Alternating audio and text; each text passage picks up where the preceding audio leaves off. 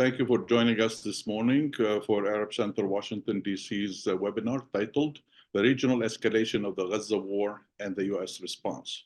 My name is Imad Harb, and I am the Director of Research and Analysis at Arab Center Washington, D.C.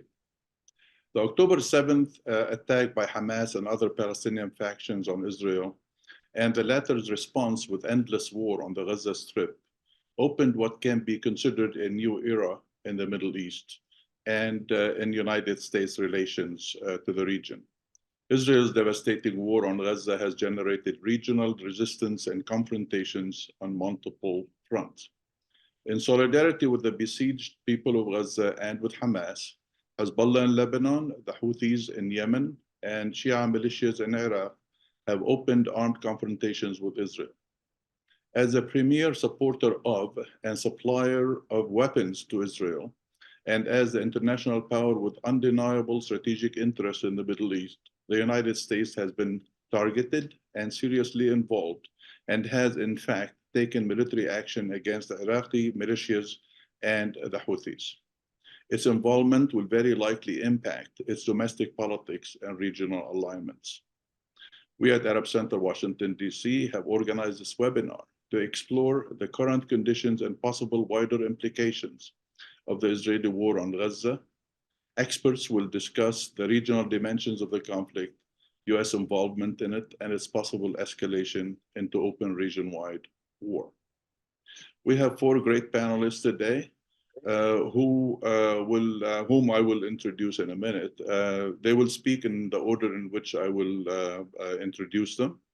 Nader Hashemi is the director of the Alwaleed Center for Muslim-Christian Understanding and associate professor of Middle East and Islamic Studies at the Edmund A. Walsh School of Foreign Service at Georgetown University. He will focus on Iran and try to address some questions such as how has Iran handled or is handling the war on Gaza? What is at stake for Tehran? Will U.S. strikes against Iraqi militias and the Houthis make any difference? Patricia Karam is a non-resident fellow at Arab Center Washington, D.C., and she will be focusing on Lebanon and Hezbollah. She will also be discussing why Hezbollah has joined the battle against Israel, whether the skirmishes on the Lebanese-Israeli border will escalate into into open war, and how does Hezbollah's involvement against Israel affect domestic Lebanese politics? Nabeel Khoury, he's a former diplomat and a non-resident senior fellow at Arab Center, Washington, D.C. And Nabeel will focus on Yemen and the Houthis. How long can the Houthis continue with their current stance regarding the Red Sea and a war on Gaza? How do U.S. and U.K. attacks on the Houthis impact their relative position vis-a-vis other political and military actors in Yemen? And how will that impact also Yemen's future political arrangement? And finally, Lahib Higel, she's a senior analyst on Iraq with the International Crisis Group. She will focus on Iraq and discuss how independent are the Shia militias in Iraq from Tehran. Why did Kataib Hezbollah decide to suspend attacks on U.S. troops following the attack that last month on a U.S. base in Jordan? How unified are the militias in demanding a complete U.S. withdrawal from the country? And how much freedom does Prime Minister Mohammed Shia Sudani have in negotiating an end to the U.S. military presence in Iraq? Without further ado, Nader, the mic is yours. Thank you. Okay, thank you very much for the invitation. I'm honored to be on this panel. I'm looking forward to listening to the other co-panelists and learning from them. So I've been asked to speak about the role of Iran in this particular moment of crisis, and I want to offer some scattered remarks with respect to Iran's position post-October the 7th. My argument very simply is that Iran is, I think, all things considered, largely benefiting from this crisis, but it also has some concerns it's trying to manage at the same time. So first, the question of human rights. I think the global human rights focus with respect to the Middle East is now on Israel, and it's no longer on Iran's grotesque internal repression. this benefits the regime in Iran in various ways. The focus on Gaza has allowed Iran to, I think, increase internal repression since the crisis in Gaza without being subjected to the usual critical scrutiny that this invokes. One measure of this is the rise in the number of state executions. According to the Office of the UN High Commissioner for Human Rights, last year Iran executed almost 834 people, the second highest number in the world after China, and the most state-sanctioned executions in the Middle East by a wide margin. The focus of global attention on Gaza has helped cover this up. Sticking to the theme of human rights, in October of last year, a heroic Iranian dissident, Narges Mohammadi, won the Nobel Peace Prize. This was largely ignored by the media and the international community because it overlapped with the crisis in Gaza. The annual Oslo Nobel Peace Prize ceremony that happens in December, and again generates a lot of global attention, media discussion, was also covered up because everyone was focused on Gaza. No one really remembers the events that rocked Iran in 2022, the Women Life Freedom Movement, because now everyone's attention is understandably, and I would argue rightfully, focused on, the events that are happening in Gaza. More broadly, U.S. support for Israeli policy in Gaza gives Iran new ammunition to immunize itself from criticism about its own human rights record. The response from Tehran, which I think has broad resonance today in many parts of the Arab Islamic world and in the global South, is the following. You want to talk about human rights?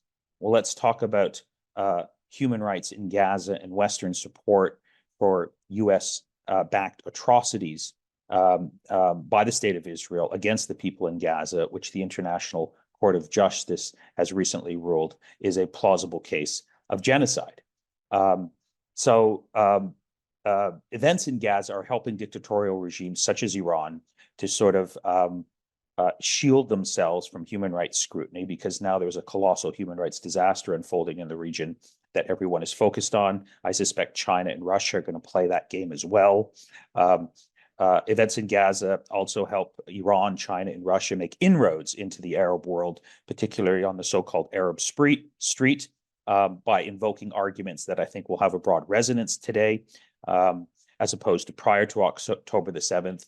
And it goes something like this: we're not your enemies. We're not the ones sending weapons to Israel to drop on Gaza. We're not vetoing UN Security Council resolutions.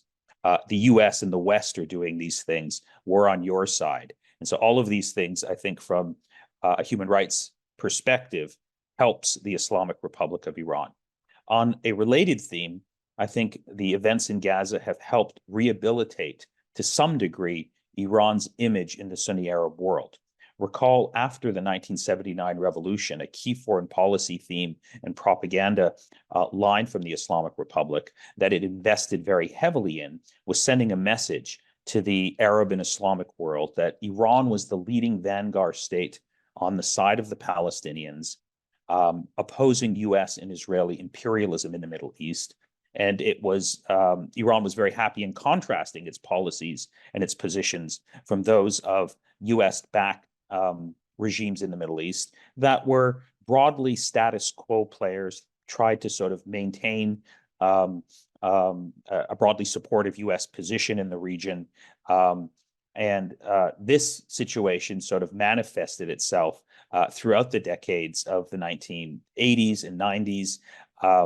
And Iran was very happy to play this role. There was a very important sort of poll in the Arab world that took place in 2006 after the Israel-Lebanon war, where the two most popular politicians in the Arab world were Iran's president at the time, Ahmadinejad, and Hassan Nasrallah. Now, all of these things changed in the Arab Spring, where Iran's reputation in the Arab world took a huge hit because of its policies on Syria and its strong backing of the Assad regime that Iran was able to save from being toppled.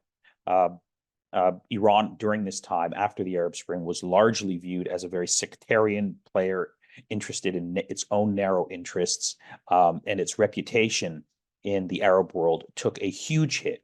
But now, after October the 7th, Iran can play an ideological game that it's very comfortable with playing, and that revolves around the question of Palestine. In the context of events post-October the 7th, Iran can now present itself once again as a vanguard state, opposing US and Israeli policies in the region and contrasting very sharply its policies on Palestine with those policies of US-backed allies in the region that have been relatively silent with respect to the role that the West is playing in perpetuating the crisis in Gaza. So to summarize at least this aspect of the presentation, ideologically, Iran is benefiting from these regional dynamics. It's now operating on more a solid ideological ground where it's much more comfortable and it feels more secure. Similarly, the regional focus in the Middle East today is no longer on Iran's destabilizing role in the region, but very much on Israel's destabilizing role in the Middle East, and which is now morphed into a major regional crisis, but also an international crisis with no end in sight. I think Iran, all things considered, benefits from having this global spotlight on its regional rival, Israel, and not on itself. Just to take one aspect of the regional dynamics, Iran is very proud of the role that it plays in supporting the Houthis in terms of their attack on international shipping. While in the West, these are viewed as deeply disruptive events that are destabilizing the region, Iran has a view that I think has broad resonance in the region, that the Houthi attacks on international shipping are meant to support the people of Gaza.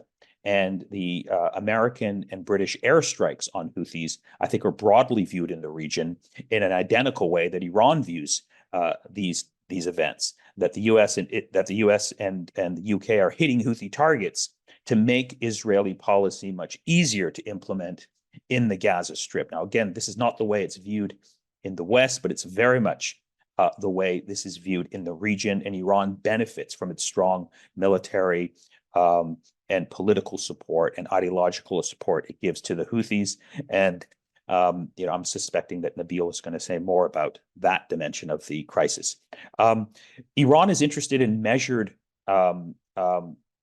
confrontation and escalation with the United States in the region. And the key word here is measured. One of the ways Iran benefits from, I think, the recent turn of events is that when you sort of look at how this is all playing out over the last, 4 months, Iran, it seems like it's going to achieve a major foreign policy victory in the Middle East. And I'm referring specifically to the what looks like the inevitable withdrawal of U.S. troops from Iraq. This has been a longstanding Iranian foreign policy aim. The rising tensions between Iran and the United States and the different allies that it backs in the region are manifesting itself in this direction. Unfortunately, whenever there's tensions between Iran and the United States in the Middle East, the major battlefield is Iraq. Iraq pays the price because it's caught between two of its allies. But if you follow the trajectory of how this is all playing out, this regional escalation, it seems as if a key foreign policy goal of the Islamic Republic, the removal of U.S. troops in Iraq, is going to happen. And this is a direct result of the escalation that we've all been witnessing, and specifically the U.S. attacks on Iranian-backed militia in Iraq, which have killed recently a senior Kataib Hezbollah leader, Abu Bakr al-Sadi, earlier this month. And last month, the U.S. killed another prominent, Iraqi militia leader that was backed by Iran, Mushtaq Jawad Kazem al-Jawadi, the leader of Harakat al-Najaba. So this has all had predictable consequences on Iraqi politics in terms of the question of Iraqi sovereignty, the demand for the United States leave the region, and Iran is going to celebrate what looks like a major victory in the coming months. There's also the question of there's also the question of October the 7th, Iran and Israel. There's a long history of Israel hitting targets within Iran, attacking key nuclear installations and economic sites, but also targeting Iranian nuclear scientists and senior IRGC leaders. In the final months of the Trump administration, this was happening with increasing frequency, almost on a weekly basis. But recall the success that Israel had in hitting these Iranian targets even manifested itself in November 2020 when the Mossad was able to kill a top Iranian nuclear scientist, Iran's leading nuclear scientist, Mohsen Fakhrizadeh. Last week, the New York Times reported that Israel carried out covert attacks on two major natural gas pipelines inside Iran, disrupting the flow of heat and cooking gas to millions of Iranians. This is part of what's called the shadow war between Iran and Israel that has taken place for a very long time. And Iran has had difficulty responding to taking the fight to Israel itself in the same way that Israel has had the capacity to hit high-value targets within Iran and on Iranian soil. October the 7th changed this equation. Of course, while Iran was not directly involved in planning the Hamas attack on October the 7th, I think the leaders of Iran are relishing the fact that finally war has broken out within Israel itself, and now Israel has to respond to a major internal national security crisis. Iran does have concerns. I don't think it's interested in major regional escalation with the United States. I think it wants to have a ceasefire in Gaza, in part because it wants to see its ally in Gaza, Hamas, not be decimated. So I think that's one reason why it's encouraging its allies in the region, both Hezbollah and allies in Iraq, to keep some measured level of pressure on U.S. targets, hoping that that will sort of change the political calculus of the United States and Israel to relieve some pressure on Hamas. That remains to be seen. I suspect that if Israel attacks Rafah within the next couple of weeks, this will produce a repeat of a pattern that we've seen since October the 7th, with increasing pressure and attacks on U.S.-backed targets and increasing tension along the Israel-Lebanon border. I don't see a broader regional conflict between the United States happening while the Biden administration is in power, but of course, it looks like, unfortunately, that Trump might be back in the White House. And if that happens, we can see, I think, a return to the tensions that we saw when Trump was president, when the United States and Iran almost went to war on 3 separate occasions, primarily after in January of 2020, when the United States took out Qasem Soleimani. So let me just conclude with one sort of obvious point that I think is worth noting about this regional escalation. All roads lead to Gaza. Gaza has completely changed the regional security environment in the Middle East. The pre-October 7th assumptions no longer hold. Everyone is recalculating and responding to these new developments. Until there's a ceasefire in Gaza, we can expect more regional tensions, and the possibility of escalation will always be right around the corner. I think one of the key takeaways from this moment of instability in the Middle East is we now realize that the question of Palestine profoundly matters for regional stability. Prior to October the 7th, the near totality of the U.S. foreign policy establishment had the opposite view, that the question of Palestine was now irrelevant to the future security of the Middle East. Arab ruling elites also believed in this, which is why so many of them were willing to jump into bed with Benjamin Netanyahu in the context of the Abraham Accords. In conclusion, I'm reminded of an important insight by the Jordanian foreign minister that he made late last year. He rightly observed that one of the key takeaways from this crisis moment in the Middle East is that no one is going to be secure in this region unless and until the Palestinians are also secure. Thank you. Thank you, Nader. Appreciate it. Great remarks. Patricia, your turn.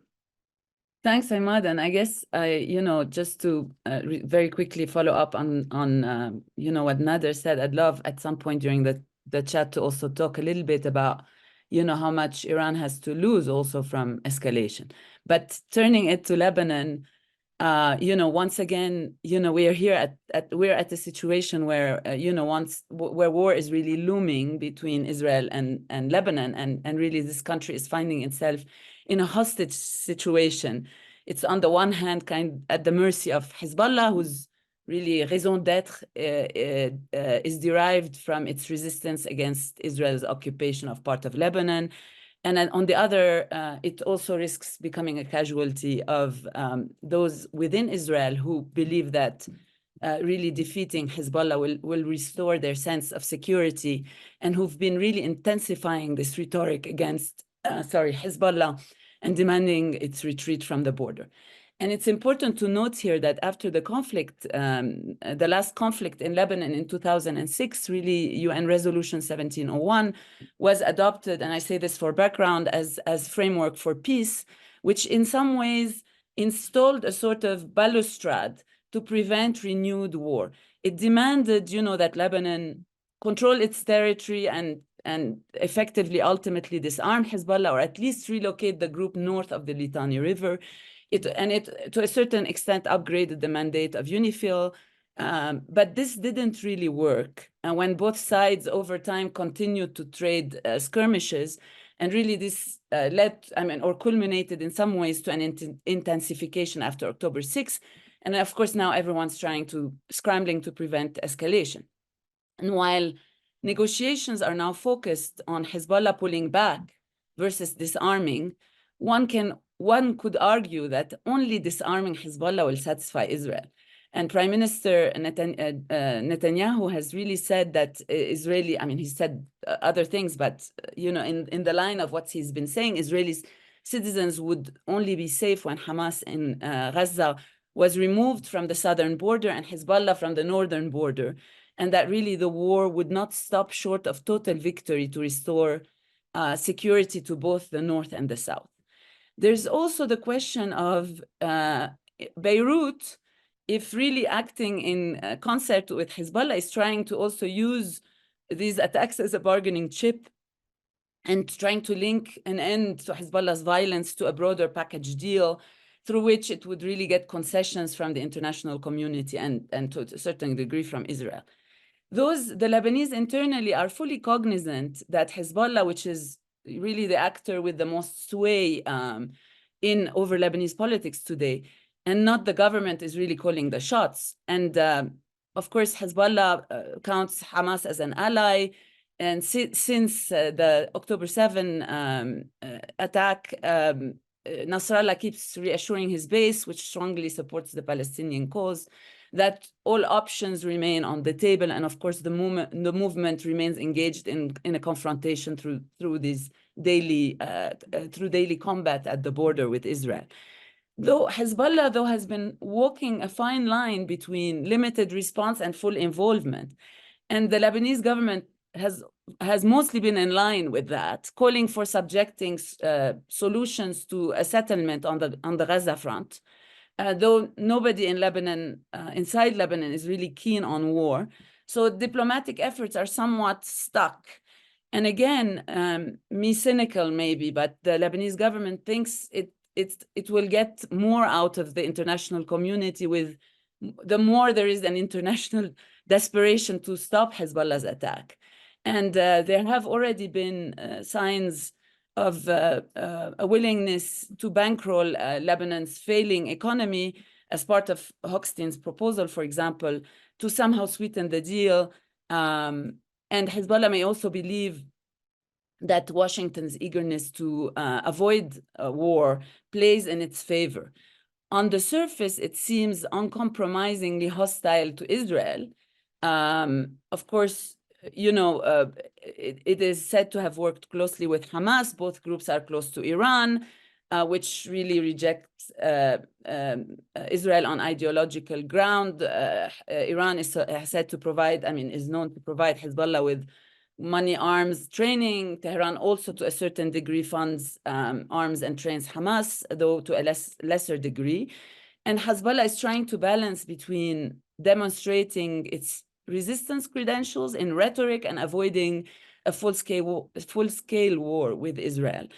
Its strategy seemed to be to try to reap the benefits of the Gaza war without losing the military presence it has built up in Lebanon since 2006 and the clout it has in the region. And the group has many reasons for holding back, including the realization that escalation may really cost it these gains. What does that mean? That means that Hezbollah, in my opinion, realizes that opening another front would not defeat Israel and may destroy Hezbollah's arsenal and stronghold in both Lebanon and the south, which would also leave the organization without the ability to claim victory in Lebanon for its constituency. It also realizes its weaponry can probably cause harm, but can't necessarily win a battle. Plus, there would be serious, again, repercussions. There may, I should say, be repercussions on the group standing inside Lebanon, as it may be blamed for dragging Lebanon to yet another destructive war. As of now, even its allies, the Free Patriotic movement, have really stated their opposition, as have many inside, to war. Israel has long made it clear, though, that Lebanon would pay a major price for any major Hezbollah attack, and the devastation of Gaza makes this threat even more credible. And again, recall that Netanyahu has really threatened strikes of unimaginable scope and scale against Lebanon should Hezbollah escalate. And keeping in mind that Lebanon has suffered an economic crisis, and ordinary Lebanese are really not eager for conflict that would bring about more misfortune. Similarly, as Nader has sort of pointed out, Iran has really benefited from, today Iran has benefited from the Hamas attack or from the current situation, but may not by its worsening. The Israeli-Saudi normalization process is frozen or disrupted. The assault on Gaza has made it harder for Israel's friends in the region, whether Egypt or UAE, to cooperate with it, and forced really a new anti-US or anti-Israel discourse in the region. Weaknesses have been exposed also in Israel's military and intelligence strength. And Hamas, its ally, has really made good on Iran's threat to a certain extent to cause harm within Israel. So really, this attack has re-energized the regime's resistance narrative throughout the region. But it's unclear how much Iran would gain from the conflict worsening, especially that Hezbollah is an important asset for it, which it does not want weakened. Plus, the US has threatened Iran directly, as you pointed out, Nader, if it becomes involved in the conflict, which Iran is not eager to. Since early February, attacks against US interests have practically stopped, even though exchanges on the Israel-Lebanon border continue. But there is always the danger that this balancing act could collapse, whether by miscalculation or deliberate decision. The existing really tit for tat on the border, again, could escalate if a Hezbollah rocket causes significant civilian deaths in Israel, or if an Israeli attempt to deter Hezbollah turns into an all-out war.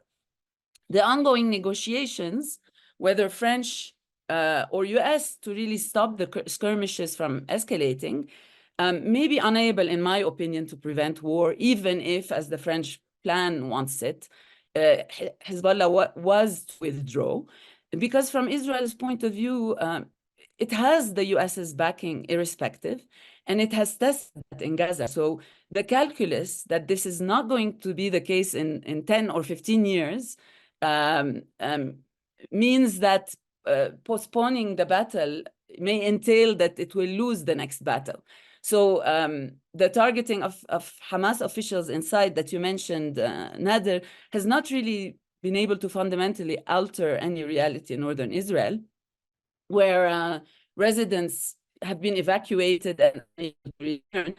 And today, if Israel goes to war, it will demolish Hezbollah if they do it the way they want to do it. So in my opinion, it's unlikely that war not happen, and for this to entail, for this not to entail total destruction.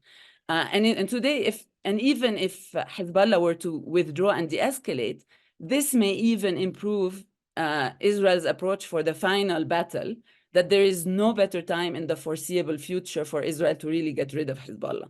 So whatever, and I'm going to conclude here, Imad, whatever Hezbollah or Israel's next moves are, really an escalation of the current low-intensity conflict into a full-scale war will push Lebanon. I mean, it's important to keep in mind, it will push Lebanon into even worse social and economic condition, even as its irresponsible and corrupt politicians continue to sabotage any possibility of reform and recovery at the public's expense. So developments between Hezbollah and Israel call for caution because the next phase and its ensuing uncertainties may really sink Lebanon's economy and dramatically worsen living conditions and precipitating an irreversible collapse of the country. So what to do? I think one has to do one's best to remove the elements that contribute to this outcome. The US and French initiatives in this regard are a start. It is important to get Hezbollah to agree to them, and until then, the push to de-escalate needs to continue.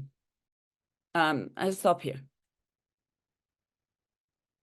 Well, thank you, Patricia. I think you have a very complicated file to cover, but you and Nader did just fine, and we'll see how things develop, I guess. And I guess a lot of this is going to come up in the question and answer period.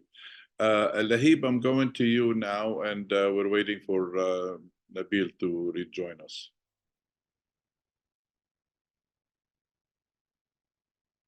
Thank you very much for having me.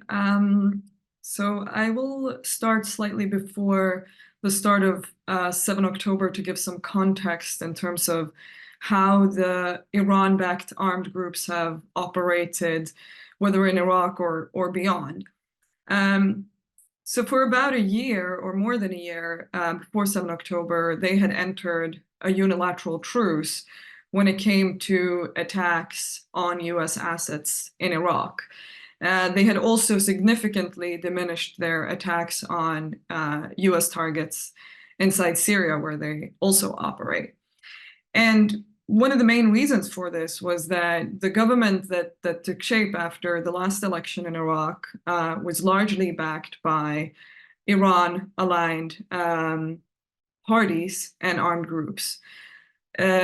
So there was a rationale for the government and also for these groups to have a period of peace with the US, also in order to negotiate a new security arrangement with the US, but also with others. The aim of the Iraqi government, of Iran-backed groups in Iraq, to see an end for the International Coalition Forces mission in Iraq precedes 7 October. And there were talks around this already then to kind of move away from this kind of security partnership with a multinational force to bilateral security and defense arrangements with specific countries. Now, obviously, 7 October kind of upended many things in the region, including in Iraq. And, you know, you can view it as either, you know, a genuine call for resistance actors across the region to display their support and solidarity with Palestinians and with Hamas. But you can also see it as a pretext, as an opportunity for them to resume the pressure that they had previously built up, and specifically during the years of escalation under the Trump administration. So it also took these groups quite a while to enter the fight in that sense. About 10 days in, with the Al-Ahli bombing was when the first main attacks occurred in Syria and Iraq. And for about, I would say, 2 months, it seemed to be that these attacks were very tightly connected to what was happening in Gaza. And we could also see that in the truce in November, where they essentially halted most of their attacks, but then resumed right after when the truce ended. And after November, I would say that the dynamics started changing.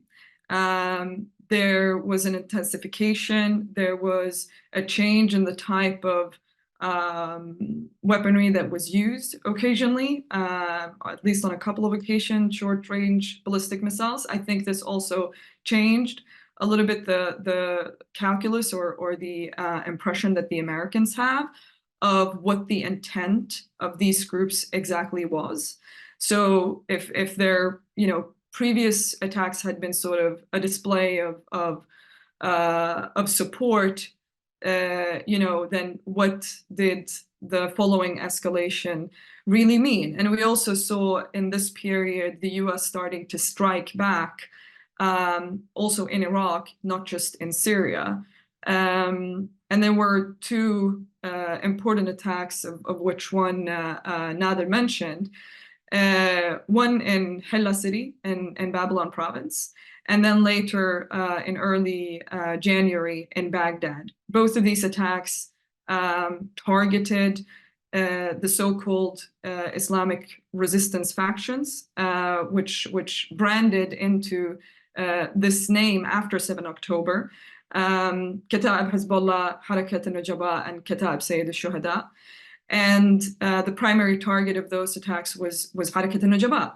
But because these attacks were conducted in population centers, so in the Hilla case, in the city, on a base that was closely located to bases of other regular security forces under the Ministry of Interior, and then later on in Baghdad, when a commander of al-Nujaba, Abu Taqwa, was killed, it was also quite central in Baghdad, close to the Ministry of Interior. Now, I would say that these two attacks shifted the rhetoric of the Iraqi government. So if the Iraqi government, up until that point, had defended its partnership with the US, it was pressed to change its rhetoric. And then followed, a series of other kind of tit-for-tat attacks, and where we saw the most consequential one in Jordan, where 3 US service members were killed and some 40 injured. Now, we can speculate in terms of whether that attack was intended to kill. Drones that are usually targeting US bases are downed by US defensive systems, which didn't work this time. I would assume that these groups have, calculated for that drone to be downed. But whatever the intention was, it was a matter of time. We were already well up above 100 attacks from the start of the war. The space for miscalculation, reading the other side's intent, etc., creates more space for mistakes. And I think that the behavior of these groups right after was quite indicative. They immediately withdrew from their bases in West Iraq and Eastern Syria. We also saw, IRGC commanders that had been present in Syria also withdrawing from these areas. And it was known that, the US response to killing would be significant. Now, the US took a few days to make its decision in terms of, how and when and what it would target. In the meantime, the Quds commander, Ismail Qani, rushed to Baghdad to talk to these groups. And that is when Kataib Hezbollah issued its statement that it would suspend attacks. Now, the other two groups vowed to continue. But at the end of the day, if you look at kind of this resistance environment in Iraq, it is very much led by Kataib Hezbollah, where the others take their cues from. But it is also devised in a way where they can give each other leeway, right? So if one stops, the other one can continue. There was some space for sort of plausible deniability. I don't think that Kataib Hezbollah issued that statement easily. And the following retaliatory strikes by the US initially on the 2nd of February against bases mainly of the Hashd in Iraq, but also in Syria. And the Hashd then being that umbrella institution that was created during the fight against ISIS, where many of these armed groups integrated into. And the resistance groups in particular, have a foot in that institution, but also outside of that institution. But of the vast majority of various groups that have turned into brigades under this Hashd al-Sha'bi institution, most of them are not involved in resistance type activity. And most of those that were targeted in that first series of strikes were mainly brigades that were not affiliated with the resistance. So, there was a dual criticism waged here against the US, first on part of the Iraqi government, which again accused the US of breaching Iraqi sovereignty, but also on the American side, vis-a-vis the administration for not having, conducted strikes on those that were the perpetrators of the Tower 22 attack. Then a few days later, we saw that coming, which was the drone strike that killed the senior Kata'ib Hezbollah commander Abu Bakr in Baghdad.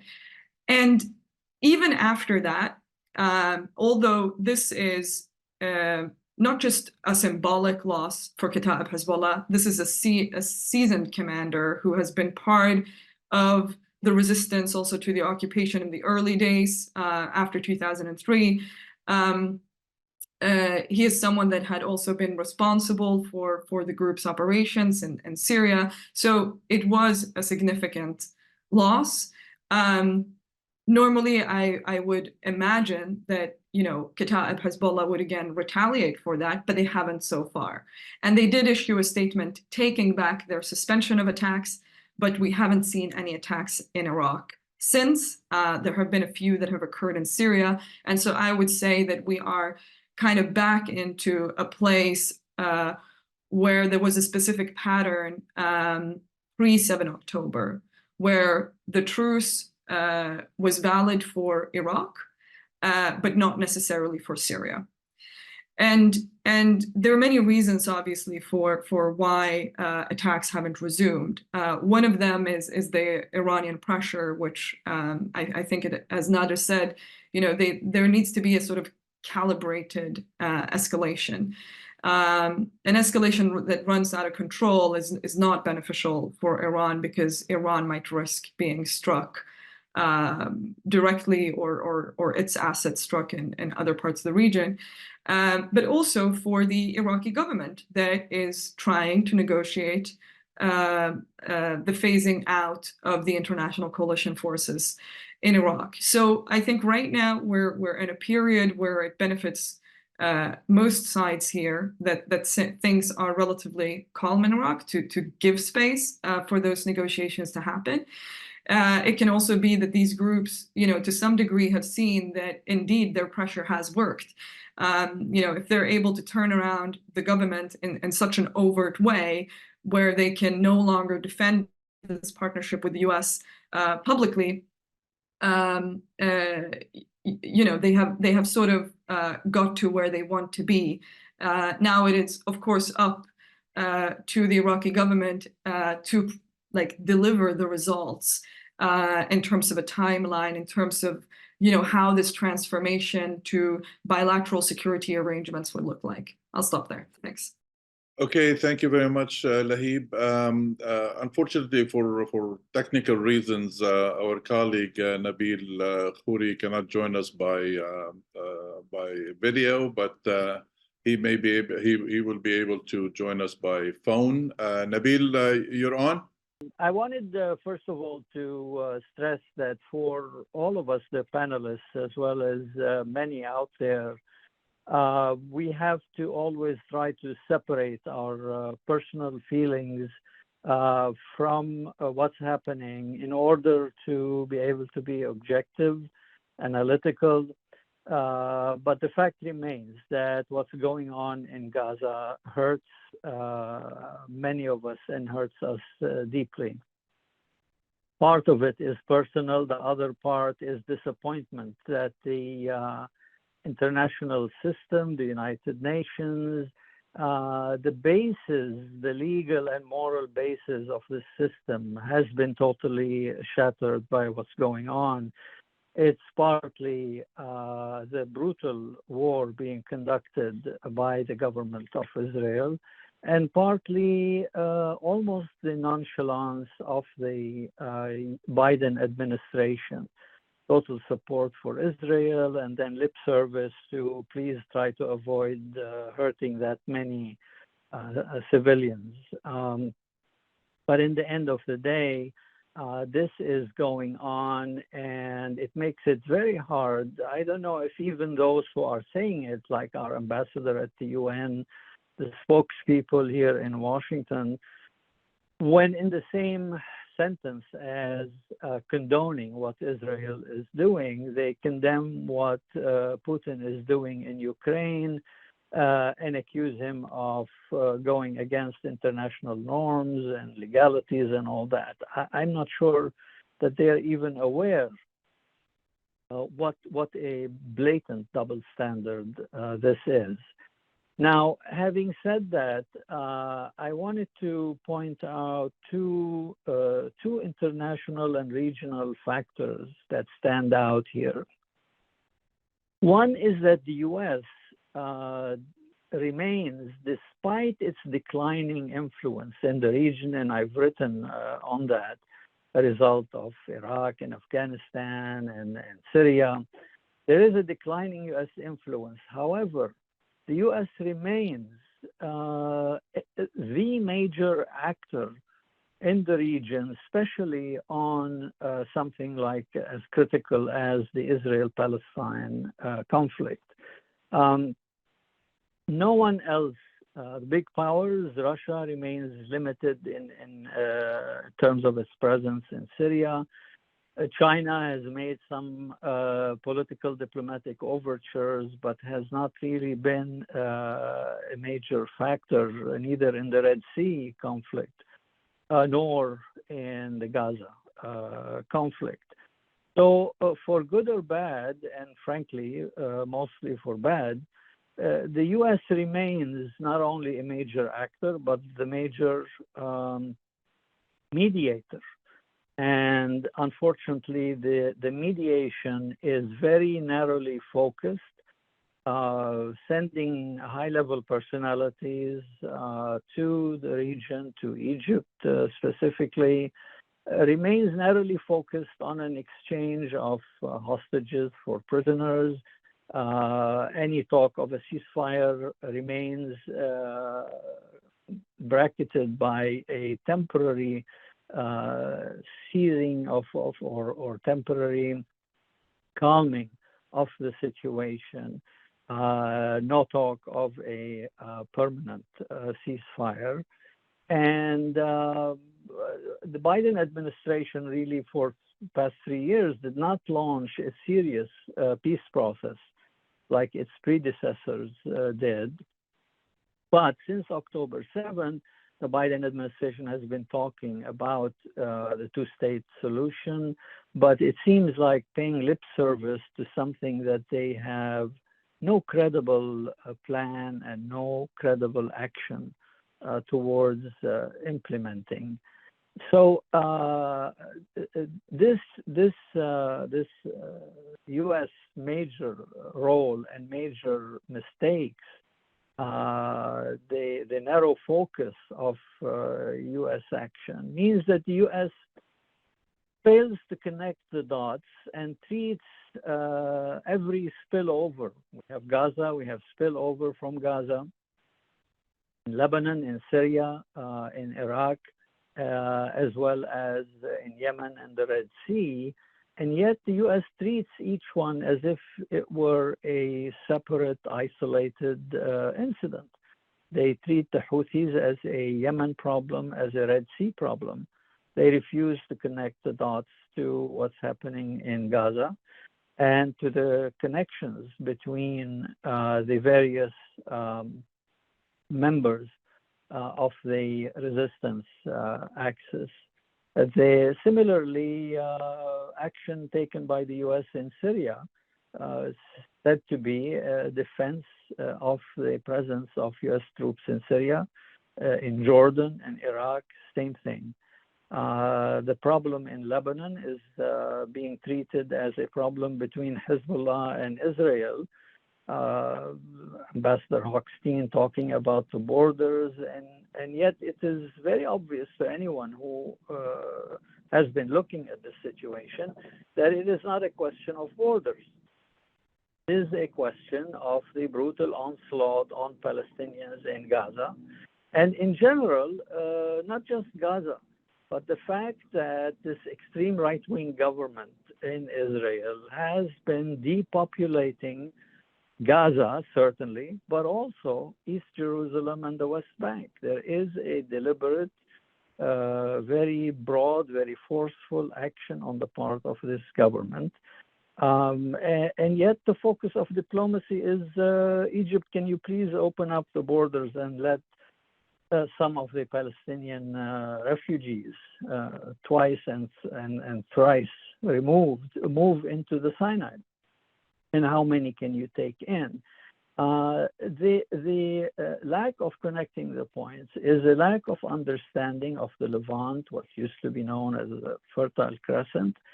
The fact that governments are no longer relevant or as relevant as they were to international action.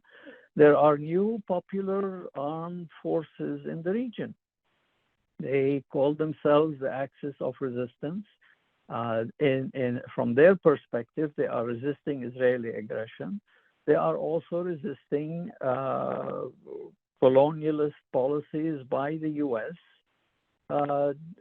ignoring the wishes, the desires of people in the region.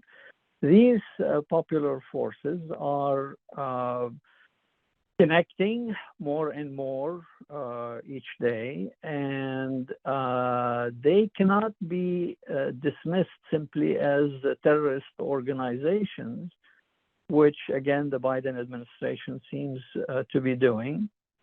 The problem with Hamas, they keep focusing on, well, yes, we don't want to hurt civilians, but Hamas must be dealt with, i.e., must be destroyed.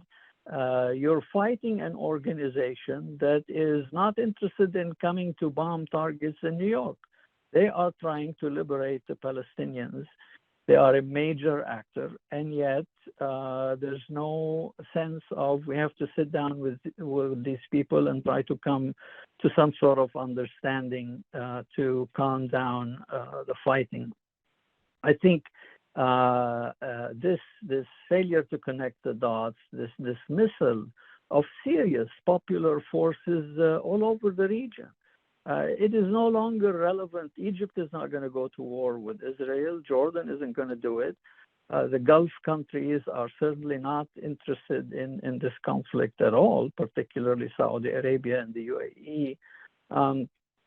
To the extent that there is serious engagement of the Israel-Palestine question, it is by these groups that are simply dismissed as terrorists until they are recognized, until there is a recognition of the connectedness of all these events in the region and of the new forces that have to be dealt with seriously and not just as an annoyance that has to be put down by force.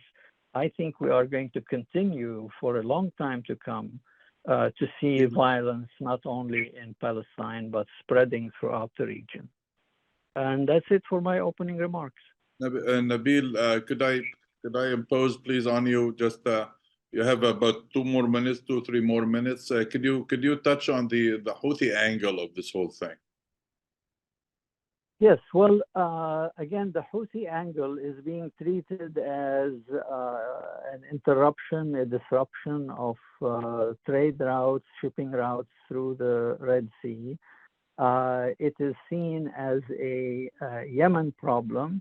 What is unfortunate about it is, A, the connectedness between the Houthis and Hezbollah and Iran, and the genuine pro-Palestinian feelings that exist, not just among the Houthis, but among most Yemenis, certainly that I've had experiences with.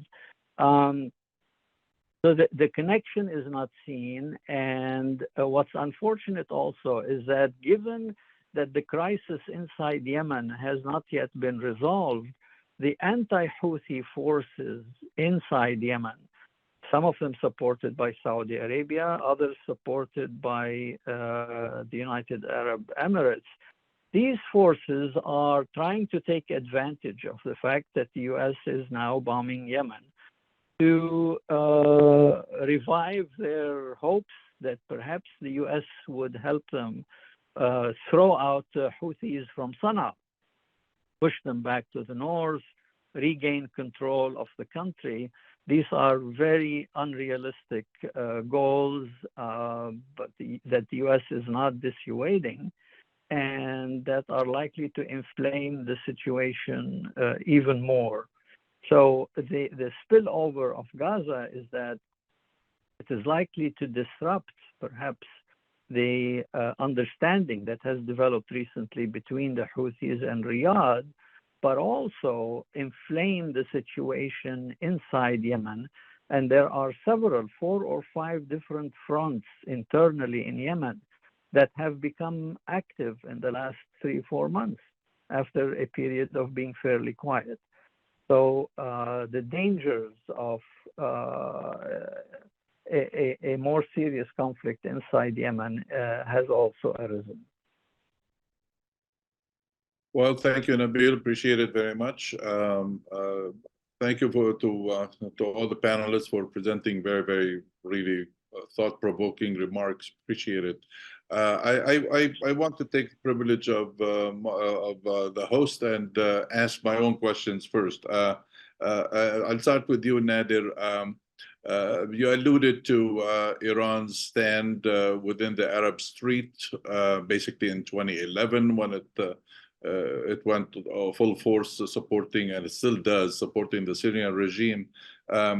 Do you think, I mean, what's your thought about, does Iran's stand today regarding Gaza wash away the years of Iran's support to the Syrian regime? Yeah, considering that we Arab Center just conducted a poll in 16 Arab countries, 8,000 people, 16 Arab countries, basically about 500 each, and they represent somewhere like 95% of the Arab population. About 49% viewed Iran's position on Gaza positively, and about 37% viewed it as negatively. So it's still better than the U.S. Obviously, the U.S. was up there in the 90s, so negatively that is. That does Iran's position here in Gaza wash away all that animosity that Iran was faced with in supporting the Syrian regime? I think the answer is not immediately. I think people who are most affected by Iran's intervention in Syria and its backing of the Assad regime, they're going to remember the criminal role that Iran played, and they're not going to forget it anytime soon. But I think in the broader region, people who are less directly affected, the longer the war in Gaza drags out, the picture starts to shift. And the focus very much is on what the Israelis are doing to the Palestinians and what the West is doing to facilitate what is widely viewed in the region as genocide. That becomes the object of the ire of the people in the region. And Iran's very destructive role in Syria starts to fade into the background. So I think that's how I view it on a broader regional basis. But I don't think Syrians, particularly those who are very much directly affected by Iran's intervention, are going to forget anytime soon what Iran was responsible for after the Arab Spring. Yeah, thanks. Patricia, I want to dovetail on that question and that answer, so to speak. Hezbollah has started basically a campaign to support Gaza and on the Lebanese-Israeli border, and so far it's been only skirmishes. Although skirmishes that are really very, very devastating to the Lebanon south and the people there, but still, there are criticisms of Hezbollah that it didn't go far enough in supporting Gaza. In other words, it didn't start a full-scale war with Israel to try to lift off some of the pressure on Gaza. So, what do you think about that? Thanks, Imad. I do think that, again, I think both on the Iran front and the Hezbollah front, as I mentioned in my comments, that it may have received criticisms, but really Hezbollah has made a real effort sort of not to portray itself or not to try to escalate, given that it has everything to lose from a full-on sort of Lebanon-Israel war. While, as I mentioned, while it's really adopted a hostile on the face of it, and perhaps not hostile enough, I mean, we've seen through the speeches of Hezbollah that there has been a balancing act in this regard. I do think that Hezbollah is trying to kind of keep sort of its standing in the region, but also not risk losing it through the after effect of a full-on war in Lebanon. So I think there's a strong sense that escalation may really cost all the gains that it has in the Middle East. And I can sort of dovetail it if you want to, if I may speak a little bit about Iran and refer back to some of the comments that Nader has made, and looking at like sort of how Iran sort of has a lot to gain or a lot to lose from this. Similarly, Nader mentioned like a policy of measured confrontation, in the region, which I agree with in terms of Iran's approach, and it sort of links up to sort of Hezbollah's approach to the border and the skirmishes that have been continuous. I do think that here, and Nader, I don't know if you agree with me, that the Jordan attack really sort of crossed a line and really sort of cast some doubt about how much control Iran has over its proxies, which is interesting.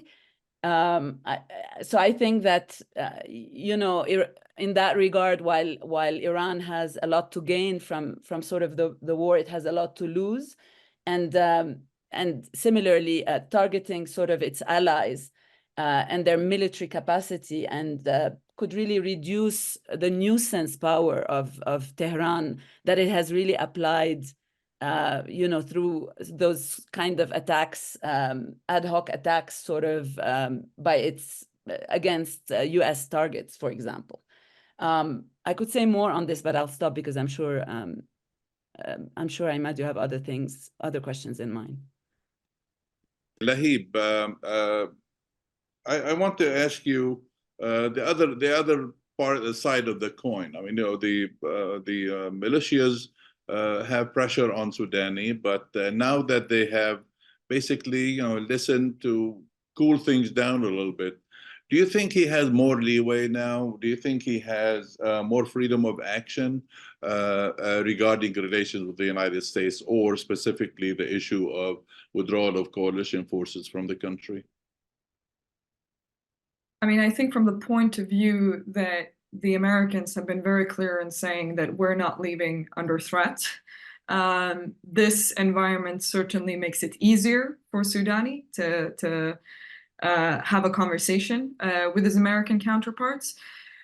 I'm not sure that it significantly changes the maneuverability, however. Successive Iraqi governments have been restricted because from 2014 onwards, there has been a shift in power relations in Iraq that has significantly tilted towards Shia parties and groups that are backed by Iran. So I think at the end of the day, the reality is that if these groups are not happy with whatever the Iraqi government negotiates, they can always fall back on the type of pressure that they mounted before, which is attacking U.S. assets, whether it's in Iraq or in Syria. But I do think it is important, and I think that there are also, I mean, for the government to have the space, and I think there are also other groups within Iraq that are important to keep in mind that do also strike a balance. Because again, within that Hashd al-Sha'bi umbrella, you do have groups that are also come from a resistance background. I mean, to the occupation, to the former regime.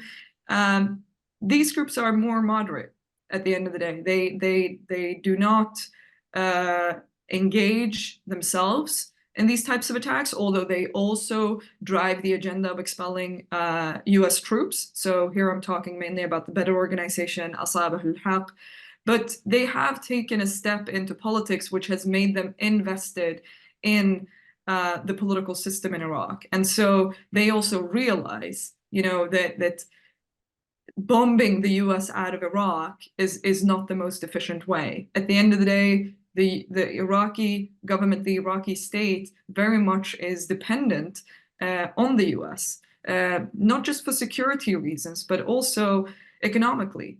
Iraq's money sits in the US, et cetera, et cetera. So, there are many constraints here in terms of how the post-2003 arrangement has looked like, and it always puts Iraq in a very awkward position between Iran and the US. And we can only hope that it will be resolved as peacefully as possible. But I think that Nader was right in his initial remarks. These groups now, see a pathway to rid themselves of the coalition presence in Iraq. Okay, well, I'm going to go to some questions from the audience. This is a question for you, Nader, from Hussein Tifiani. Ultimately, the regional rivalry between Iran and the rest is the underlying driver of conflict.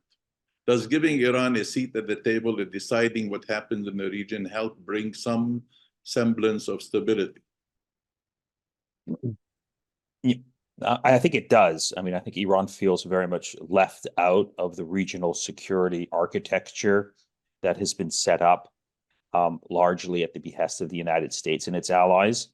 And so trying to bridge that gap and bring Iran to the table, I think, helps reduce tensions. But of course, it all depends on the details, at what price, what does this actually mean in practical means. So I think, yes. So the answer to the question is yes, but I think, as they say, the devil is in the details. And, what's interesting following October the 7th is that, old enemies and old animosities seem to be dissipating. And I'm talking specifically about the Saudi-Iran rivalry and the Emirati-Iran rivalry. It was interesting to read in Politico last week that, the Emirates and other countries are now refusing to let the United States launch attacks on Iranian-backed militia from their own territory because things have changed. And I think, Gaza is what changed the equation. And Arab autocrats are now very aware of the wrath that they feel from their own populations and how the crisis in Gaza is, forcing everyone to make, new calculations. So this creates, I think, a better environment for Iran and its regional allies in the Arab world to try and sit down and,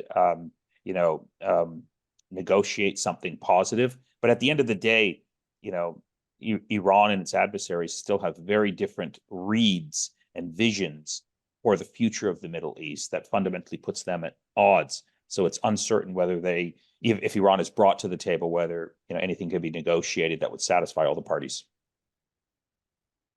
Thank you. This question is for Lahib. From Keiko Sakai, I hope I'm not butchering the name.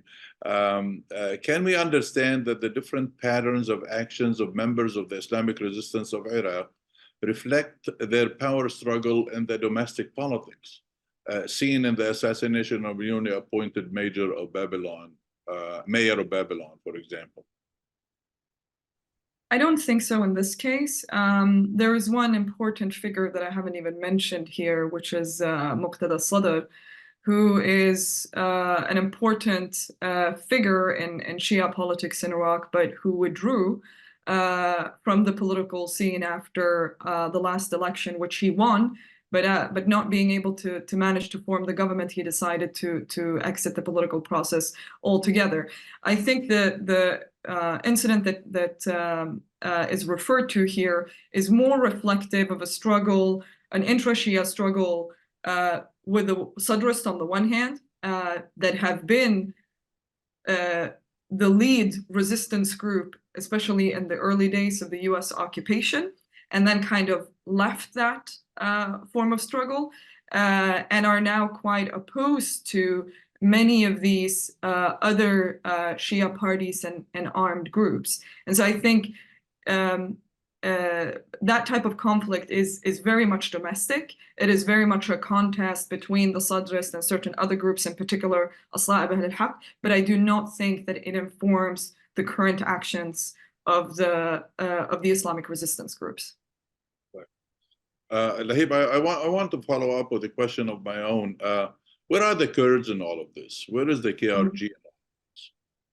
This is a very good question. So with all that has been said, you know, in terms of the pressures on the Iraqi government, on part of the resistance groups to expel US forces, it is not a desire of the average Iraqi, and certainly not of the Kurdish community or the Kurdish leadership, and also not of the Sunni community and its political representatives. And you arguably could say also for many Shias as well. So the Kurds are hoping that this will not happen, because it would have significant ramifications for their security structure that has been very much reliant on US presence for a couple of decades now. But I think that they are also in a process of realizing that this might be a reality that they have to deal with. And so it's very important to see what these negotiations are going to end up doing in terms of what bilateral arrangements between Iraq and the US will look like. And I would imagine that the Kurds expect to have a seat at the table and a say in that as that new partnership takes shape. This is a general question for everybody. Patricia, I'd like you to touch on it first. Do you see a situation where this devolves into a direct conflict between Israel and Iran? Would that scenario drag Russia or China into it? Very small question, very really direct answer. The devolution of the current conflict into the devolution into full-on war, that's the question. Well, but yeah, a conflict between Israel and Iran. Yeah, well, I do think, I mean, I think that, you know, should the scenario that I outlined happen where, you know, a war between Israel and Lebanon happens, this may translate into a full-fledged war, which drags the others. However, you know, ironically enough, you know, Iran has been measured in this regard. So, you know, it's hard to tell, like, if that would, because everybody has loses, you know, in this kind of scenario. But you know, it's hard to tell. But it would be really a disastrous. I mean, it sort of connects to a question that was asked about whether if there was a change in Trump administration and assuming, yeah, that a Trump administration happens, you know, that could be a scenario where this happens. But and I'm not sure in such a scenario that you know, the U.S. administration would necessarily be tougher on Israel, which would and would increasingly put pressure on Iran, which ultimately may kind of lead to the war that you're referring to, with, for sure, on the Lebanon side, definitely devastating consequences. You know, at the same time, you know, the U.S. so far, and it would be interesting to hear what others have to say, the reaction of the U.S. to the attacks against it has been relatively mild, you know, so everything is pointing to sort of on both sides attempts at preventing such a scenario from happening. Right. Nader, I mean, you know, many people consider this Israel-Iran war as really happening already. I mean, as far as at least from an Israeli perspective, that Israel is fighting Iran's proxies in whether it's Hamas, whether it is Hezbollah. So where do you stand on that? What do you think? Yeah, it's a low level, low intensity sort of shadow war. Right.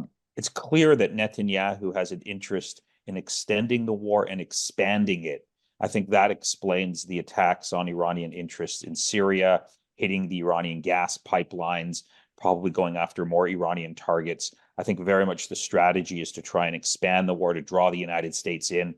You might recall at the end of December, there was a flurry of activity and initiatives coming out of Israel. The former Israeli prime minister wrote a piece, Naftali Bennett, in the Wall Street Journal, saying that, look, the real problem here is Iran, and we have to go after Iran. And this is very much the view of, the Republican Party and people who will be advising the Trump administration if they come back into office. They're all war hawks, and they're all very pro-Israel, Likud-oriented war hawks.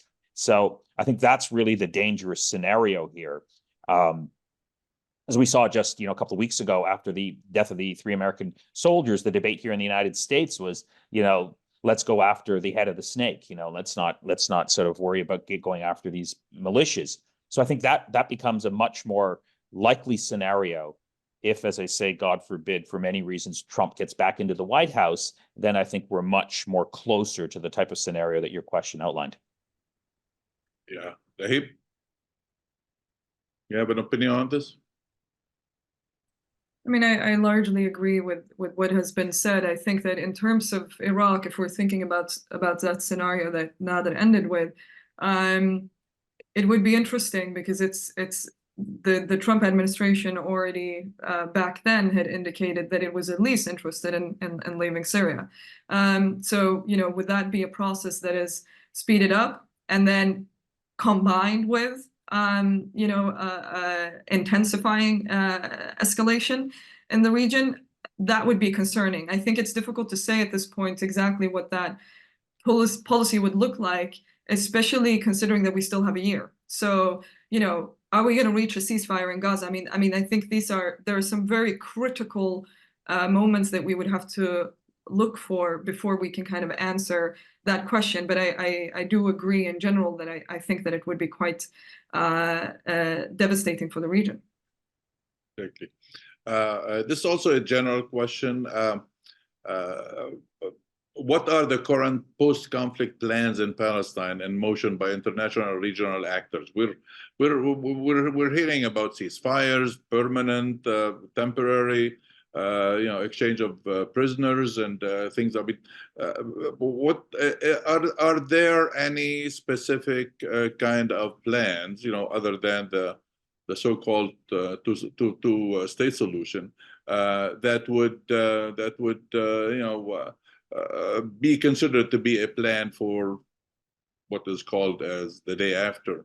None of the plans that can happen without Israel, and Israel's prime minister is interested in staying in power, and because if he does get out, he is likely to go to jail.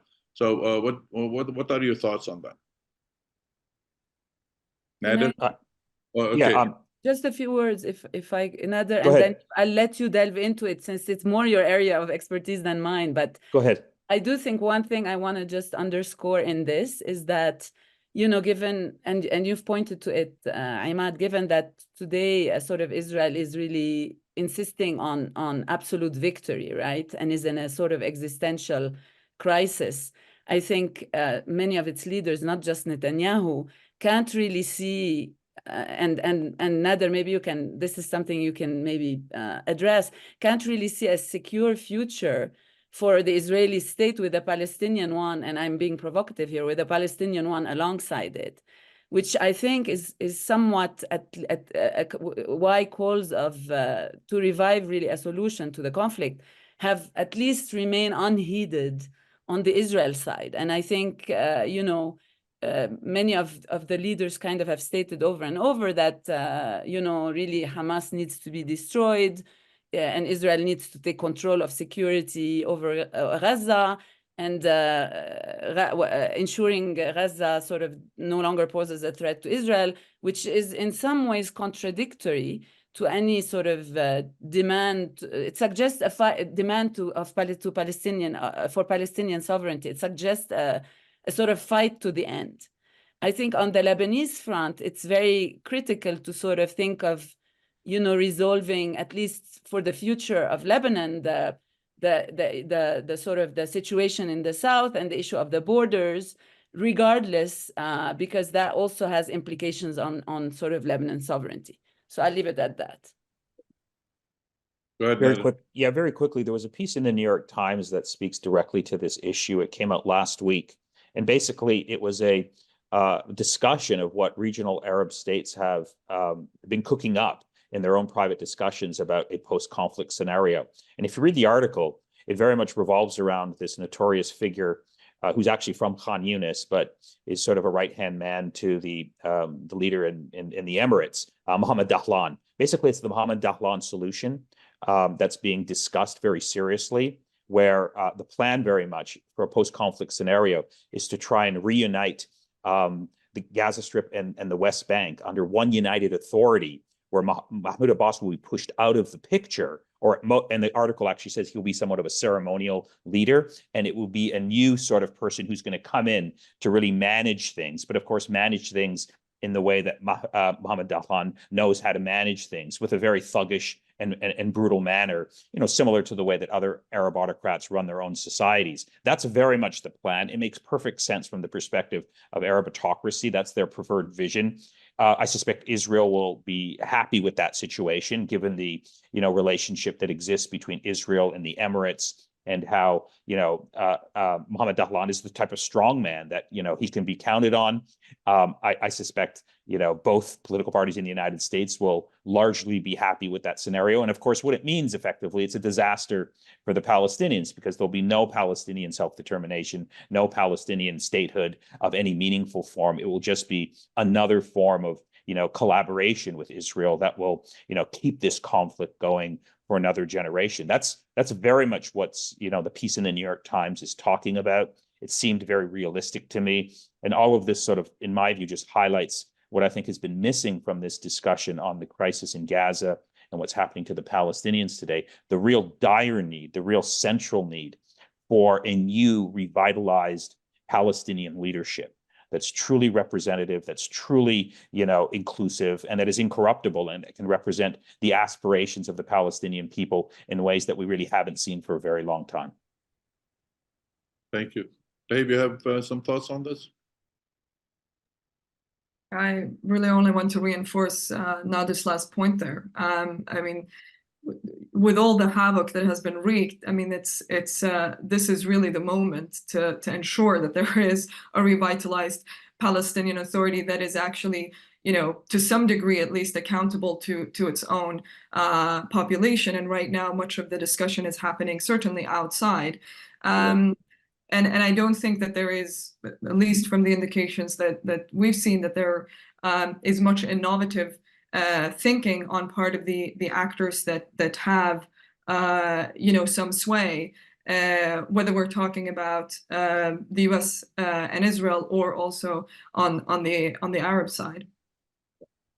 Thank you. I want to, Nabeel, could you comment on this? Are there any plans for post-war? I thought there were 2 points. One is the day after scenarios that are being concocted, partly in Egypt with U.S. participation, and partly in the Gulf. And what's troubling about that is that somebody else from outside the region, from outside the Levant, is trying to determine who should rule the Palestinians, who should rule Gaza after this war ends, if this war ever ends. And again, it entirely misses the point of Palestinian self-determination. The scenarios, particularly the one with Dahlan, is a very troubling one. More likely, I think the Israelis want to have as direct a control as possible after this is over. That's what they have been planning for. So I'm afraid there's nothing good being planned in all that furious diplomacy, if we want to call it that, that's been going on. The other point that you raised earlier about Iran, I don't think from Iran's point of view, they've been trying very hard, even restraining factions that are loyal to them inside Iraq, as Lahib pointed out. Iran is not interested in widening this war and certainly not in involving itself directly. But Netanyahu has had this dream about the destruction of the regime in Iran and made some very serious proposals to the U.S. in 2010. Obama at the time and Biden as vice president refused to join in. And Israel at the time went ahead with plans to try to secure the types of weapons and the types of airplanes, refueling in the air, etc., that it would need in order to conduct a war against Iran by itself. The thinking inside Israel, certainly in right-wing circles, continues to this day that they could sustain a war by themselves with Iran for a few days, perhaps for a week or two, and therefore draw the U.S. in whether it wants it or not, because if the war gets seriously hot, then the U.S. would find it very hard to stay out of that scenario.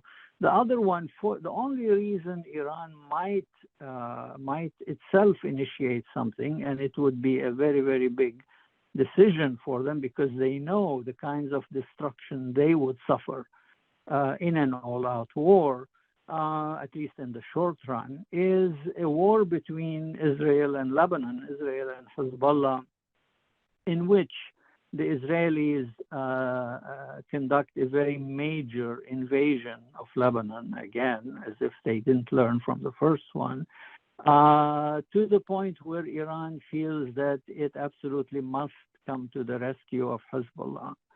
But other than that, I think right now the chances are not very good for a war with Iran. But as I say, the desires in Israel are there, and the U.S. could end up being drawn in. And going back to Yemen, I think the problem again with U.S. diplomacy is that for 3 years now we've had a U.S. envoy to Yemen, but he has not been to Sana'a. There have been no direct talks between him and Houthis. It happens indirectly via Oman in Muscat. And he's visited every country in the region except Sana'a, which means, again, and this is primarily, I mean, at this point, I don't think the Houthis want to talk to the U.S., but 3 years ago, they were ready. But the decision in Washington was made to ignore the Houthis, again, dealing with them as the U.S. has been dealing with popular armed forces in the region. Just consider them terrorists, try to avoid them, try to have other countries in the region deal with them. And I think this is very destructive, again, not only because of what's going on in Gaza and how countries and forces could be helpful if you listen to them, if you give them the benefit of the doubt, but also this is a disastrous policy to follow on Yemen itself, right, which is likely to explode again into a wider war. Thank you very much, Nabeel. Appreciate it. Thank you. Thank you for your last intervention. Well, thank you to all the panelists. This was really very, very thought-provoking, very nice. Appreciate it very much. Thanks for joining us. We appreciate your giving us the time this morning. And thanks for our audience. We appreciate your joining us as well. A video, like I said earlier, a video of this conversation today will be available sometime this afternoon for those who would like to visit it again. And thanks again, and please keep us in your thoughts, keep looking up our work, and we appreciate it. Thank you very much. Have a very nice day.